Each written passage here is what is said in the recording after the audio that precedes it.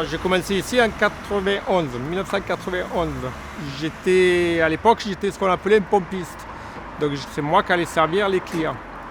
Au fil des années, c'est devenu de plus en plus dur de vendre de l'essence parce qu'il y a une énorme concurrence avec les grandes surfaces. Du coup, ma boutique, je l'ai fermée, j'ai mis quelqu'un à la place.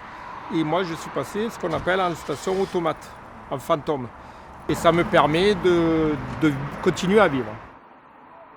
Donc ça m'a permis d'aller travailler ailleurs, faire mon métier de mécanicien auto.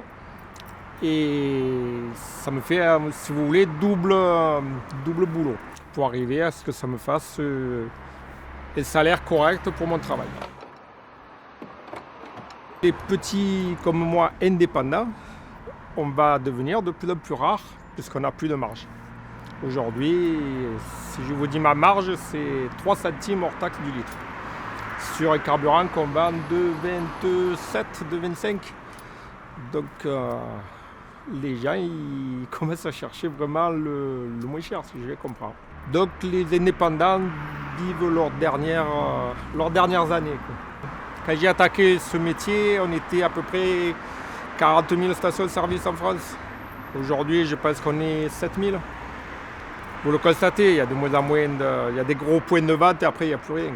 Et alors on n'en parle pas dans les petits villages, les petits quartiers, il n'y a plus rien. Les boucheries, les épiceries, tous les petits commerces disparaissent. On parle beaucoup de certains métiers qui ne gagnent pas leur vie, mais les stations-service, il faut faire autre chose à côté. On ne peut pas gagner sa vie comme en vendant de l'essence aujourd'hui. C'est fini, c'est la fin. Et après les grandes surfaces disent qu'ils vendent à prix coûtant, donc il ne faut pas de bénéfices sur l'essence.